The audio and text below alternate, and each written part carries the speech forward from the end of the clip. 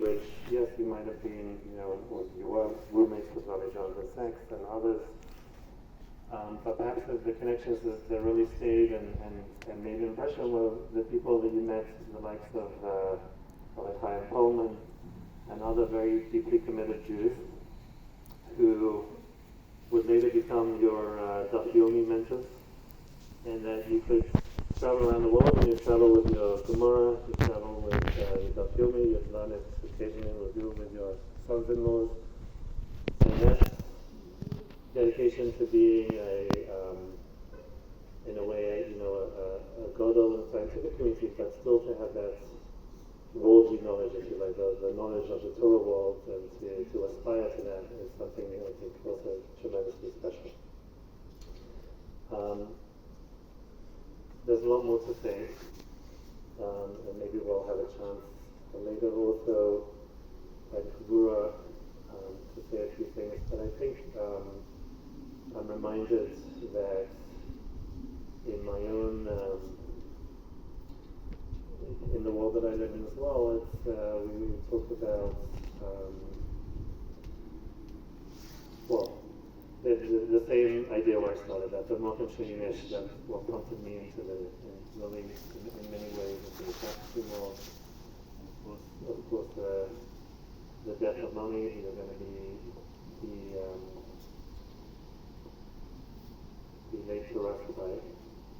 And what I think about at the times when I've been this is a very different experience to be on the sort of the receiving end, to be on the end of the rabbinic side of things, inviting others to be the son. And I think what I'm trying to remember is that eulogizing isn't just a prerogative of rabbis or the Bechor or others, but what I try and do when I'm officiating is and now when I'm not officiating, just to invite, if there's anyone that just has like a short word or two, just for a minute or two, That's your to be able cue. to share their thoughts of you, their recollections, something that influenced them. So, like just to give a moment with their family or non-family. Thank you. I wasn't going to start here, but I know it's not usual to speak, for women to speak at Hespedim, but Daddy, you always supported what was important to me. Everything I did in life, whether you believed in it or knew everything about it or didn't, if you saw it was important to me, you tried to make it happen. Eloheinu malashira kayam. Where to begin to thank the Father of our whole lives? I said before, you were the most humble, giving man I have ever known. Nothing was too much. Nothing was about your needs. Your mind never stopped, and you only gave to the world in every action you have ever done. For family, friends, the Kehillah, the country. You don't talk about that one. At work, at shul, so many people would have just given up, deemed the task insurmountable, retired, left it to someone else, not blamed that week, but not you. You stood up for what you believed in, were scrupulous in your actions, always thinking and doing with Sarkei Tzibur. I wouldn't stop until any job was done, often multiple at once. You never stopped. You never expected a thing in return. Your covered for and dedication to the shul wasn't just as a place to daven. You cared for the sanctity of every aspect of the building too. No light bulb was left unchanged. No time was too small to devote, too large, sorry, to devote to it. There also isn't a house in Yerushalayim that hasn't had something fixed by you. When starting Daf Yomi, already after reached 80, you said, "It's not now, when?"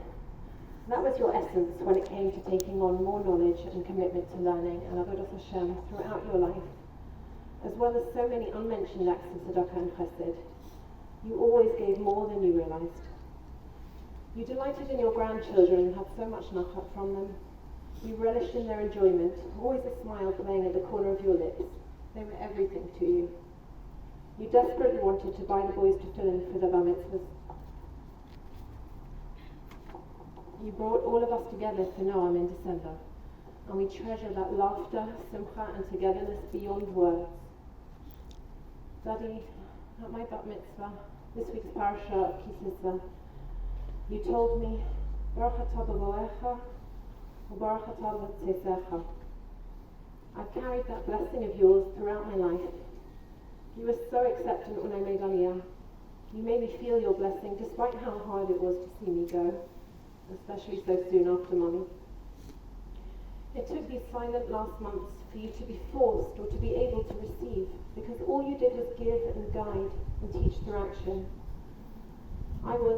We were, as your children, so grateful to you for your humility and your grace, the humour still expressed between your eyebrows and the expressions traipsing across your face, the ability to be with you and tell you things and give you some of the recognition you were too humble to otherwise hear. You are filled with the kindness of letting us help you.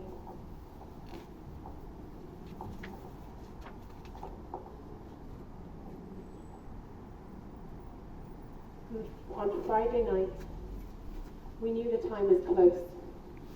We waited for Shabbos. We knew, without knowing. He takes it when you go out.